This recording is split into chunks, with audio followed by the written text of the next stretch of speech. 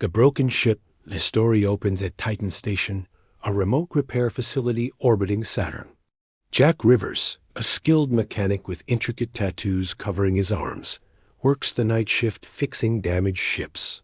His tattoos aren't just decoration. They're actually technical diagrams and star maps he's collected over years of deep space work.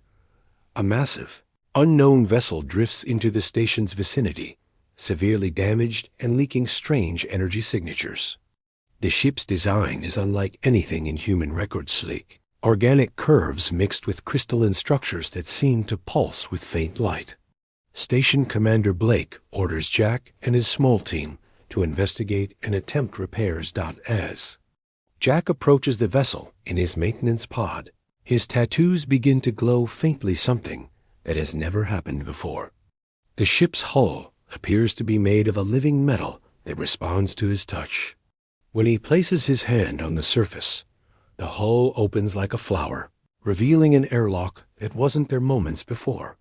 Inside, the ship is filled with a breathable atmosphere that smells of ozone and unknown flowers.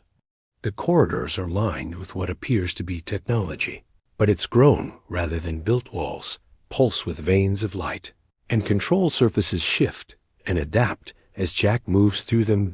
In the central chamber, Jack discovers something that makes his blood run cold.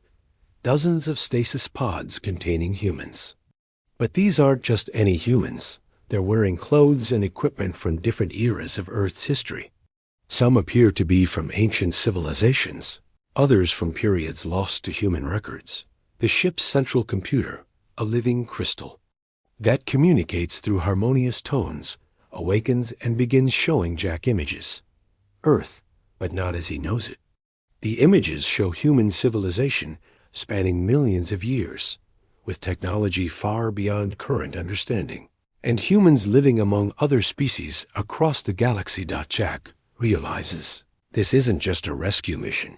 It's the discovery that everything humanity believes about its own history is wrong. Voices from the past. Jack manages to revive one of the humans from stasis, an elderly woman named Elena who speaks in an ancient dialect, but somehow Jack can understand her perfectly. She explains that she's from Earth's true civilization, one that existed long before the current human societies. Elena reveals that humans didn't evolve on Earth. They were refugees from a great war that destroyed their original homeworld millions of years ago. The survivors scattered across the galaxy, with some settling on Earth and others continuing to explore the stars. Over time, those on Earth forgot their origins and developed the primitive civilizations that current humans know. As history. The ship Jack found is called a memory vessel, one of many sent out to preserve human knowledge and find lost colonies. Alana and the others in stasis are the last guardians of true human history and technology. As Alana shares this information, Jack's tattoos continue to glow brighter. She explains that his markings aren't coincidental, they're genetic memories. Awakening. Some humans carry dormant genetic markers from their spacefaring ancestors, and proximity to memory vessel technology can activate these ancient memories. Meanwhile, back on Titan Station, other strange things begin happening. Equipment starts working more efficiently, computers process data faster, and several crew members report vivid dreams of flying through space and living on alien worlds. The memory vessel's presence is awakening something in all of them. Elena warns Jack that their discovery won't remain secret for long.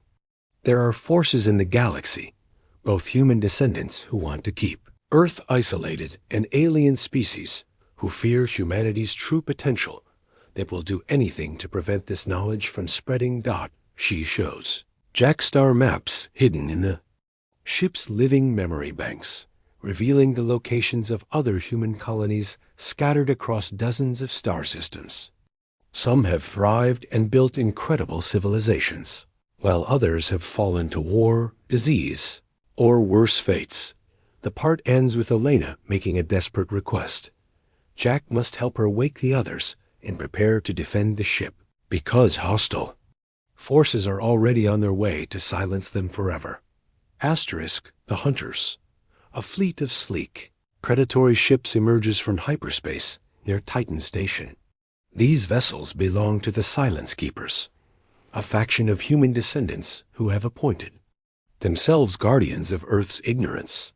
They believe that keeping Earth's population unaware of their true heritage is the only way to protect them from the dangers of the greater galaxy. Leading the fleet is Captain Marcus Stone, a cold, calculating man whose ancestors left Earth centuries ago. His people have advanced technology, but have sacrificed their humanity in pursuit of what they see as necessary control. They view Earth humans as children who must be protected from knowledge that could destroy them. As the Silence Keepers ships approach, Elena and Jack work frantically to awaken more of the memory vessel's passengers. Each person they revive brings new knowledge and abilities. Some are scientists who understand technologies that seem like magic. Others are warriors trained in combat methods unknown to current humans. And some are historians who carry the complete records of human civilization's rise and fall across the stars.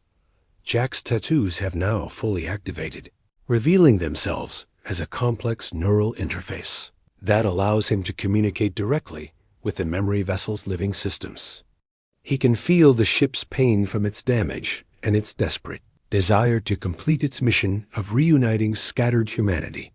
The station's crew, led by Commander Blake, initially considers surrendering the strange ship to avoid conflict. But as more of them begin experiencing genetic awakenings, remembering ancestral knowledge of spaceflight, advanced engineering, and diplomatic contact with alien species, they realize they're part of something much larger than they ever imagined. Elena reveals that the memory vessels were sent out not just to preserve knowledge, but to find and awaken the descendants of Earth's refugees when they were ready to reclaim their heritage. The genetic triggers in people like Jack were planted deliberately, waiting for the right moment to activate. The Silence Keepers begin their attack with EMP weapons designed to disable the memory vessel's systems. But the living ship adapts faster than they expected. Its organic technology repairs itself and evolves countermeasures in real time. However, Elena warns that the Silence Keepers have weapons specifically designed to kill. Memory vessels' weapons they've used to destroy others. Like theirs. As battle begins, Jack makes a desperate connection with the ship's core systems through his tattoos. In doing so, he gains access to the collective memories of millions of humans across the galaxy, their triumphs, failures, loves, and losses. He sees the truth of humanity's potential and the reasons why some fear it. The part ends with Jack realizing that this battle isn't just about one ship or one station. It's about whether humanity will remain divided and controlled, or finally reunite as the galactic civilization they were always meant to be. Memories Unleashed. The battle between Titan Station and the Silence Keepers becomes a test of two different visions of humanity's future. Captain Stone's forces use precise, calculated attacks designed to disable without destroying. They still see the Earth humans as misguided relatives rather than enemies. But Elena and the awakened memory vessel passengers fight with a different kind of power. They don't just use advanced weapons. They use knowledge itself as a weapon. Through the living ship's communication systems, they begin broadcasting the true history of humanity directly into the minds of Stone's crew. Many of the Silence Keepers personnel begin questioning their mission as they experience genetic awakenings of their own. They see memories of the original human homeworld, a beautiful planet called Ethros where millions of species lived in harmony before the Great Destruction. They feel the desperate hope of the refugees who fled to Earth and other worlds, carrying nothing but determination to preserve their civilization. Jack, now fully merged with the memory vessel's consciousness, discovers he can access not just human memories, but the ship's records of other species they've encountered. He learns that humanity's original gift wasn't just technology or warfare. It was the ability to bring different species together, to create alliances and foster understanding across vast differences. A memory vessel begins repairing itself. At an incredible rate, its living metal flowing like liquid to seal breaches and strengthen damaged sections. But more importantly, it starts awakening dormant systems that haven't been active for millennia. Ancient communication arrays come online, sending signals across the galaxy to other memory vessels and human colonies. Elena explains to Jack that this was always the plan when enough humans were ready, and memory vessels would activate simultaneously, creating a network that would reunite all of humanity's scattered children. But the process requires willing participants. It can't be forced. On Titan Station, more crew members undergo genetic awakening. Commander Blake discovers she has the genetic memories of a diplomat who once negotiated peace between warring alien empires. Chief Engineer Ross finds himself understanding technologies that haven't existed for thousands of years. But not everyone welcomes these changes. Some crew members resist the awakening, fearing the loss of their individual identities.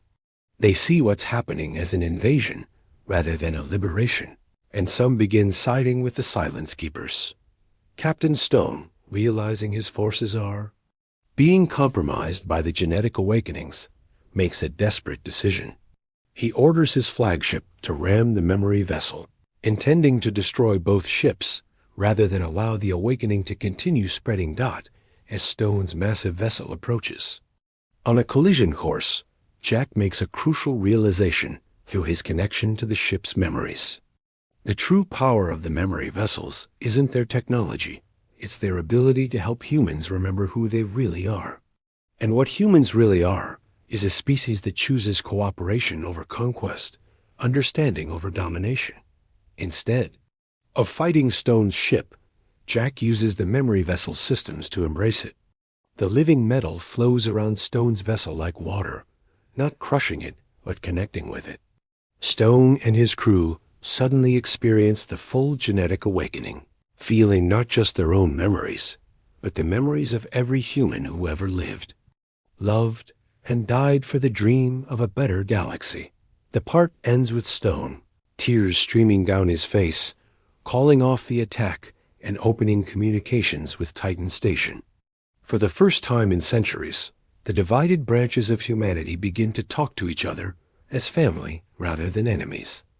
Asterisk, Children of the Stars. 6 months after the encounter at Titan Station, Earth receives its first official contact from the galactic human community. The revelation causes massive upheaval. Governments fall, religions adapt, and billions of people struggle to understand their place in a universe far larger and stranger than they ever imagined. Jack Rivers, now serving as Earth's first ambassador to the Memory Fleet, stands in the observation deck of a massive space station being constructed in Earth's orbit.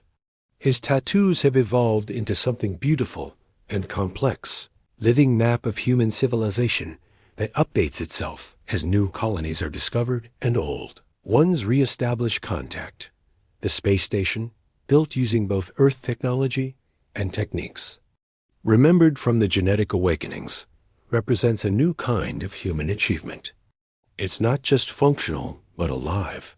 Its corridors pulsing gently with bioluminescent light, its walls capable of repairing themselves and adapting to their inhabitants' needs. Elena, now serving as Earth's chief historian, works with teams across the planet to piece together humanity's true past. Ancient ruins on Earth that were once dismissed as primitive suddenly make sense when viewed as the remnants of an advanced civilization that deliberately simplified itself to start over.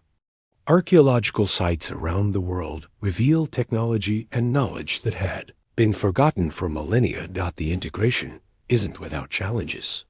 Captain Stone and his reformed Silence Keepers work to mediate between Earth's governments and the various human colonies that have maintained contact with alien species. Some Earth nations resist joining the galactic community, fearing the loss of their sovereignty. Others embrace it so enthusiastically that they risk losing their unique cultural identities. But the most significant change is in humanity itself. The genetic awakening triggered by the memory vessels has given millions of people access to ancestral memories and abilities. Artists create works inspired by alien worlds they've never visited but somehow remember. Scientists develop technologies based on principles they understand intuitively rather than through study. Children are born with an instinctive understanding of languages spoken on distant worlds. Jack often thinks about the moment he first touched the memory vessel's hull, how his simple life as a mechanic was transformed into something beyond his imagination. But he realizes now that the transformation wasn't imposed on him. It was always there, waiting for the right moment to emerge.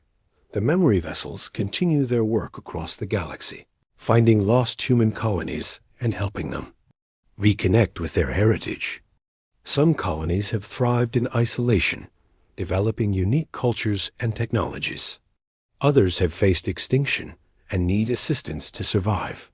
A few have evolved into something barely recognizable as human, raising questions about identity and belonging that the reunited civilization must grapple with.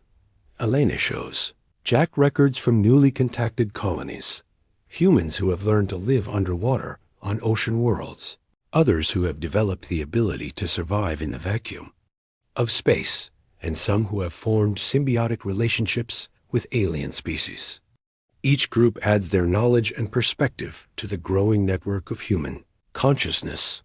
The story concludes with Jack receiving a message from the farthest reaches of the galaxy. Another memory vessel has found signs of Ethros, humanity's original homeworld. The planet is dead, as they expected, but it's not empty. Ancient ruins suggest that other refugees might have returned there, leaving messages for any of their descendants who might one day find their way home. As Jack prepares to join the expedition to Ethros, he reflects on how much has changed. Humanity is no longer a single species confined to one world, but a diverse family of beings united by shared origins and common hopes. The tattoos on his skin pulse with the light of 1,000 stars, each one representing a world where humans have made their home. The final scene shows Jack's ship departing Earth, joining a fleet of vessels carrying humans from dozens of worlds back toward their origin point. They're not returning as conquerors or refugees, but as children finally ready to understand their parents' sacrifice and continue their legacy. In the distance, alien ships from species that have allied with various human colonies accompany the fleet, proof that humanity's greatest strength was never its technology or its weapons, but its ability to build bridges between different forms of life. The journey to Ethros will take years, but for the first time in millennia, humanity travels together toward its future rather than away from its past.